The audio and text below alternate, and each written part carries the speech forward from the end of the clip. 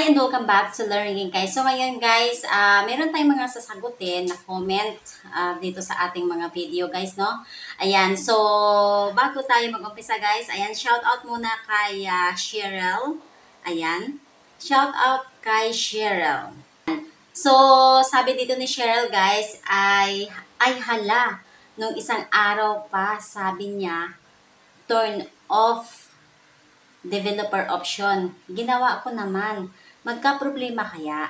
Ayan. So, ito ay topic tungkol kay GCash guys. Ayan, kung naalala nyo, past few days ago ay nagkaroon ng maraming problema kay GCash again and again. So, itong pag-turn off natin ng developer guys, ito ay hiningi ni GCash dahil nadidetect ni GCash na ang ating developer option ay naka-open. So, once na mayroong ibang application na nangihingi ng turn on developer guys, it's same process. Okay, it's the same process lang po yung gagawin nyo para ma-turn on nyo yung inyong developer option. Pero as long na wala namang nangihingi ng turn on developer option guys, ayan, huwag po kayo mag-alala at hindi naman magkaroon ng problema ang inyong cellphone or ang inyong apps. Okay ba?